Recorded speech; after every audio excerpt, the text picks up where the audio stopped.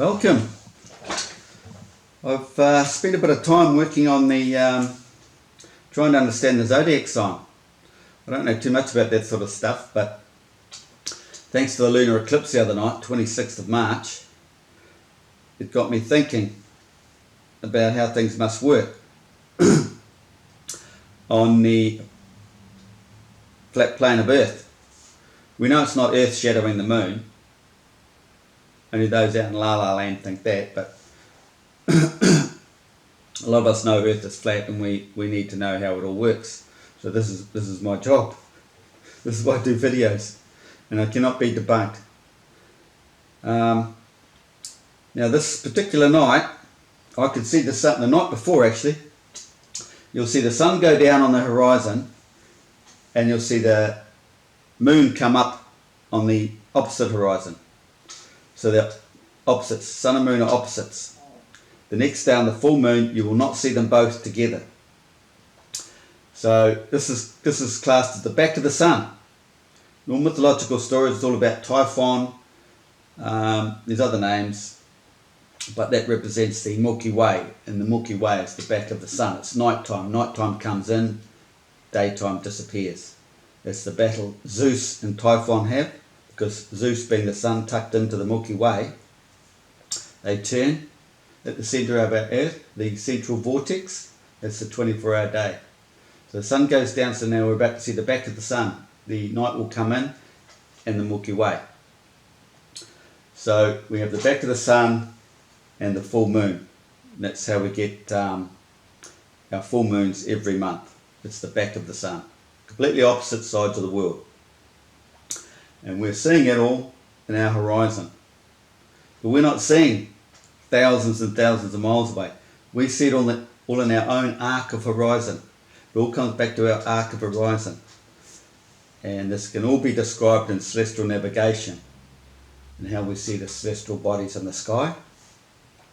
You know, getting a sextant reading in your horizon, the angle, then adding that, or taking this angle back up to 90 degrees, which is your zenith. All that sort of things, all involved with this arc of horizon. But anyway, I saw the sun go down, I see the moon come up, and I see Mars in between. A little bit more east, closer to the moon I think it was. But the next night, I think that Mars was more in the centre. So the sun's gone down, moon's up, and Mars is in the centre. I'm thinking, well, how does that work? Mars is between the sun and the moon, and Mars is supposed to be roughly 2 times the size of the moon, and that's what the shadow was on the moon. Exactly 2 times the size of the moon. Not 4 times like Earth. This is supposed to be 4 times the size of the moon. This is using science, not flat earth knowledge, but using their science, using their proportions, and we know Mars is red. So go figure. So that set me on a path. But then I got a lady politely tell me that that can't be possible because the moon was in Mars, or the moon was in Gemini, and the moon was in some other place. So that doesn't work on the Zodiac sign. What have we got here? Chart. So we had Sagittarius. One was in Sagittarius. One was in Sagittarius and one was in Gemini. But you look on the chart there and you'll see Sagittarius and Gemini are opposite each other, so there's some alignment going on there. So the funny thing is, that's what we see across the sky. We see the alignment. But in flat earth terms, the sun would have gone around a bit the next day. But there's only a 52-minute delay between the moon and the sun. So the moon would have come up 52 minutes later the next day than the sun going down. Anyway, Well, that brought me to this. Basically trying to figure out how things work with the zodiac sign. I ended up all over the place, all ancient knowledge, the pyramids, Egypt. So what I did was I scaled it out.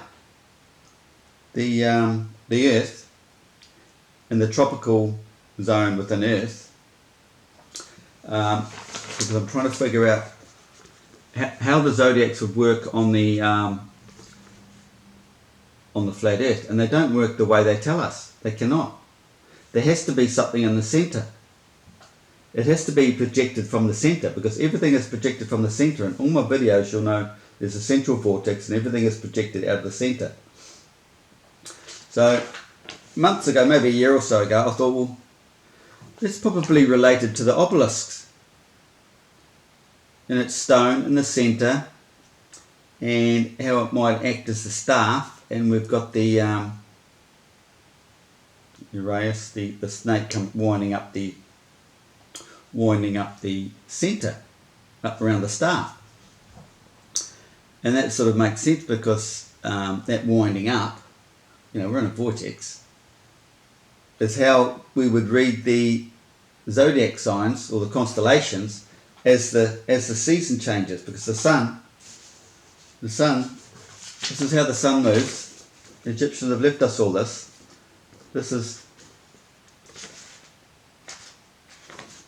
apogee, that's the sun, magnetic field the sun follows for the northern summer, and then over the year it winds back down, right down to the solstice December summer.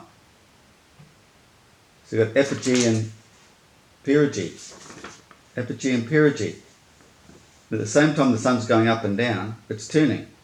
So as it turns around the planet, the Earth, it's doing this. This is the sine wave. Equilibrium. 3 months up, 3 months down, equilibrium, equinox, 3 months down to December solstice, back up 3 months to the equinox again, and then off she goes again. It's this equilibrium where we lose the 5 days. The sun does not go either way, does not go into any season. It's equal, doesn't move. That's the 5 days added on to the 360 degrees. The whole mythological story, and the whole story in reality, basically.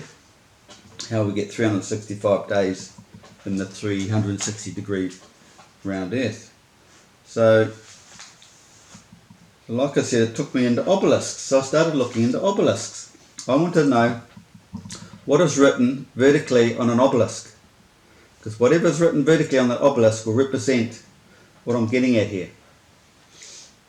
But then it took me into the spiritual side, the meaning to life and all that sort of thing, like what the Egyptians have left us about the second life, the second birth, in your existence, in your physical world, not after you're dead and gone. Nothing to do with that. It's in this life, and it's the meaning to life, is to go through your second birth, and it's a spiritual divine occasion. And these occasions represented all the ceremonies in ancient Egypt. This is what they've left us. And basically these people become gods or kings, are regarded as gods or kings, but even nowadays they're regarded as the aliens that came to Earth, the Anunnaki, whatever. They're the ones that came down to Earth, but no, they're just man who have had the divine awakening. Their pineal gland has been stimulated. I've got videos on that. So these obelisks were built in honour of these kings, these people. So I started writing what I know, because I know a lot about it, and this is straight off the top of my head. And but then I went searching for some more information, because I'm trying to find what's written on those obelisks. But on one site I found there's none that exist today. They've been carved later. So they're trying to hide something. And when I delve deep, you see all the stuff, and the powers that be are hiding a lot of stuff, especially when it comes to GPS and how the whole system works and celestial navigation. but that's a whole new video with heaps of information on that. So here we go. This is what I had on the top of my head, so I started writing it. I'm not much of a writer, but just listen up. Obelisks. They have a pyramidion at the top, and they are tapering. So they have their own little pyramid at the top, and the obelisk tapers up. And what is the... Bear in mind, I'm associating the obelisk to like the Milky Way, because the Milky Way sits vertically in the centre of our flat Earth, and the sun is at the centre. So the obelisk is tapered, but it would need to be tapered anyway for its design, for its structure to be balanced and stay upright. The pyramidion, or Benbenet in ancient Egypt, is obviously a reference to the Benben stone in the centre of creation, or earth. The mythological story of the Benben stone is right in the centre of the flat earth. That's where everything started. That's where the tree of life is, everything. The centre of the vortex at the centre of our earth. And the connection to man's centre in his pineal gland, of the vortex at the centre of our earth. And the connection to man's centre is his pineal gland. We have seen the cracked obelisks, abandoned, still in the ground, and if you are common, that is all you will think. But if you are wise, you will understand the message. Damage your pineal gland, you will be abandoned. Your holy place is at the centre of your brain, within the corpus callosum. And like the obelisk, it is basically engraved with all the ancient knowledge of your past, your tablets, an ancient silicon chip, you could say. You've seen the Sumerian handbags. Well, they are the bags. They are not bags, but strung tablets. Tablets of ancient knowledge and wisdom given to those who awaken their pineal gland, opening the third eye, opening the gates that will not be shut, etc., etc. Obelisks stand as a lone monument, but usually placed in pairs, acting as gates, or cherubim, or claustrum, which we have in the human brain, as in the human brain. Pylon gates that marked the temple entrance. Getting the picture? You've got to remember, Earth is associated with the human brain. It's just the same. We have the two spheres of the brain. We have the two spheres in the hemispheres. We have two night skies. There's a gap at the celestial tropical gap between the southern rotation and the northern rotation. And the southern rotation rotates around the northern rotation over 24 hours to come back exactly where it was. But that's another videos and more of that to come. Temple entrance, getting the picture, yeah. Hieroglyphic inscriptions on the four sides of the stone would name the reigning pharaoh. You have to understand, what's a pharaoh? A pharaoh represents a man's come out of a dark place.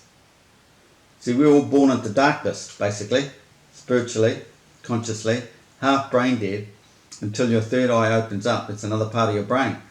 Then you come into the light. This is all about the Christian story, or other mythological story, coming into the light, seeing the light, all that sort of thing. You wake up. On the four sides of the stone would be the reigning pharaoh, a pharaoh. So it's like, the Christian story of Moses bringing you out of Egypt. That's Egypt classed as a dark place as well. You're coming out of a dark place. It's all a story, but it means something. A pharaoh is someone, basically come out of the dark, and includes a dedication to the god of the temple. So you've got that temple, then you've got this temple in here. You've got earth and the human brain. The centre of the human brain is the pineal gland. And inside that corpus callosum, that's basically the centre of earth. Works the same way. This is what ancient Egypt is all about.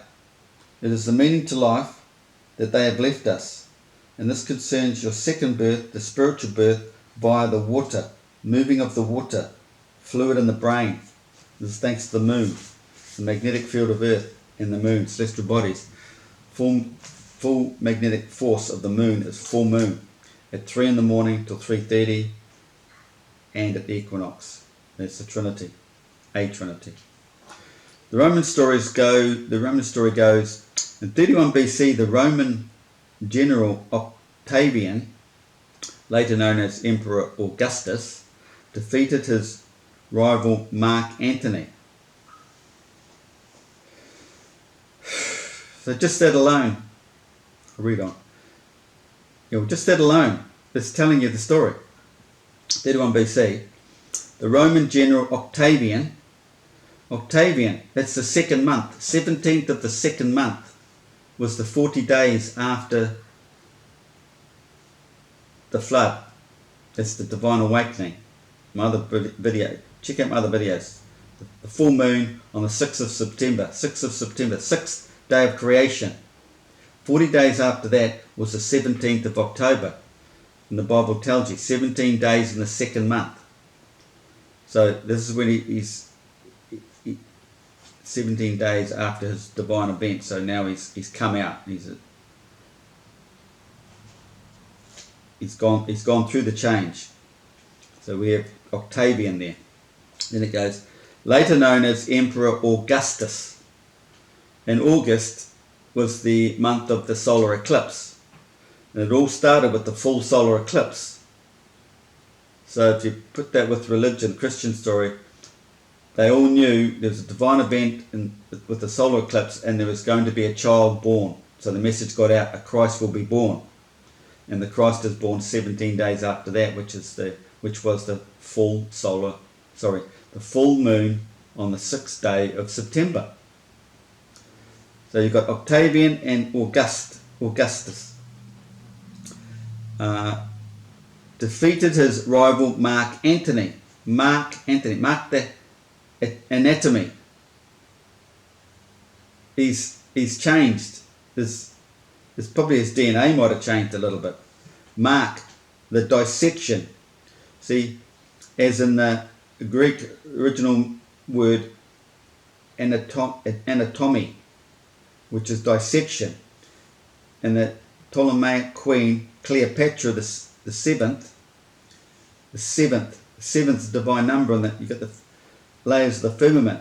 The moon goes up and down to the sun and down to the earth within those 7 firmament layers.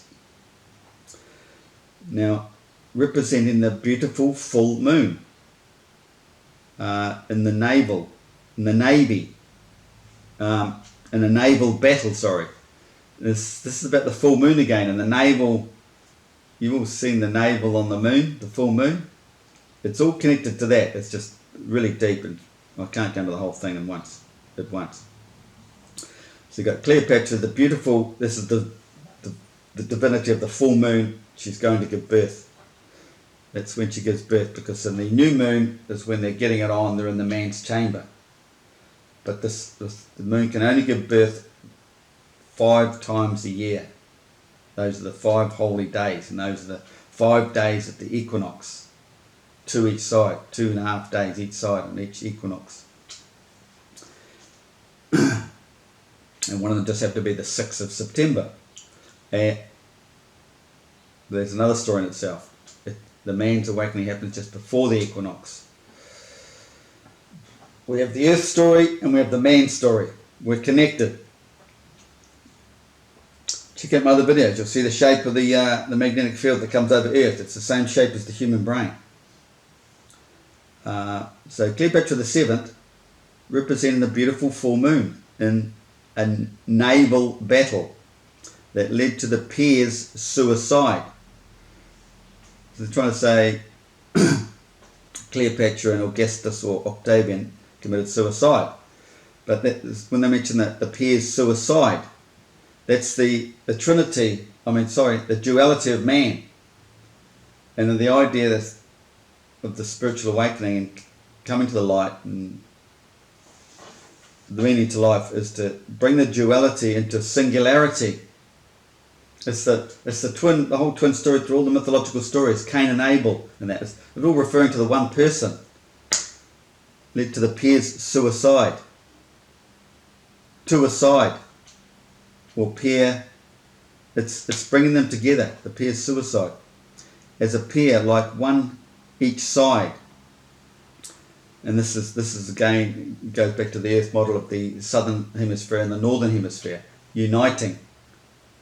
At the equinox, the gap, it alters. That celestial gap in the sky where Orion's belt goes through, it alters. The duality of man becoming singular. This is also concerning the bridging of the two hemispheres of the human brain and the northern and southern hemispheres. Slit at the ecliptic celestial tropics. Augustus was known to have brought an obelisk from its original location in Heliopolis. What's Heliopolis? Heliopolis. That's the sun's centre. It's the centre of the vortex. What's in the centre of the vortex? The Milky Way. What's in the centre of the Milky Way? The black hole. What's just off centre of the Milky Way, black hole, is the sun. It's all sitting in the centre of Earth. This is what the obelisk represents. The Khufu pyramid. The main centre, Heliopolis, the sun centre. To Nicopolis, Nikopolis, Nikopolis, equals necropolis, which means a cemetery, especially to a large ancient city. So this has two meanings, actually three. Dead centre as a full solar eclipse, which took place in August the 21st, because I refer all my knowledge to that period. This time came around again in September 2017. Everything aligned with all the religious myths. And the death of his mortal life into his now immortal eternal life. Let's go back a bit here. So Nicopolis, necropolis, which means a cemetery, especially to a large ancient city. So the cemetery was in the centre, dead centre. So this has two meanings. Dead centre as a full solar eclipse, which took place on August 21st, and the death of his mortal life into his now immortal eternal life. And being of ancient city may allude to the ancient knowledge or wisdom that is given to these chosen ones, and that is a trinity. Everything the ancient Egyptians have left us concerned a divine awakening, the second birth of man. Everything is dedicated to him. All ceremonies are based on this divine event. It is the meaning to life. These people are known as the chosen ones, and kings, become kings. They are protected in a way that no common man would understand. They will no longer reincarnate with a wiped memory. These chosen ones are the so-called aliens in all those crazy historian stories we hear, which probably began with the author like Zachariah Sitchin's, etc. It's on Gaia, even what's his name, Hancock. We refer back to aliens and all this sort of stuff, and the silly spinning ball BS. Nibiru and the ancient Anunnaki. As I can tell you another story about Nibiru. Nibiru represents that gap in the sky. It's a season, it's at a time things happen. It's not a particular planet, although there is a star involved. And the Anunnaki, it's just the earliest story of Earth's creation. All the stories I've told, the Anunnaki is just one of the earliest. Sumerian one, way before the Christian story, Genesis. One of the tallest obelisks, 16.5 meters, was placed atop Gian Lorenzo Bernini's Fountain of Four Rivers in Rome Piaz Navona in 1651. Well, what is its connection with the fountain of the four rivers? Well, the four rivers goes back to Christian's story. That we know the four rivers, but the four rivers, it's related to the four ventricles of the human brain. When the water gets released from the pineal gland in the divine awakening, it floods through your system, through your whole system. That's the anatomy side of things. There's a change. Something happens. It exposes the pineal gland. It brings it out of the water, like the whole Noah story, the ship being left on dry land up on the mountain. And this is what's happened. So they know, the Illuminati, they all know the whole story. It's all hidden from us. They're treating us like dumb sheep, hiding the true meaning to life. Because they've got the obelisk here, and it's related to the four rivers. Obelisk is Greek for spit, which also represents the Milky Way, and there's another mythological story concerning sperm. The obelisk, so back to the centre of the earth again, where the Milky Way is, obelisk is Greek for spit, which also represents the Milky Way and the sperm in the other mythological stories. The Egyptian word for obelisk was tekenu, which means to pierce, as in to pierce the sky. And going back to man's connection is that of an antenna. The pineal gland is is your antenna, but very much more so when the water is released from around it, which is known as the flood. Your brain is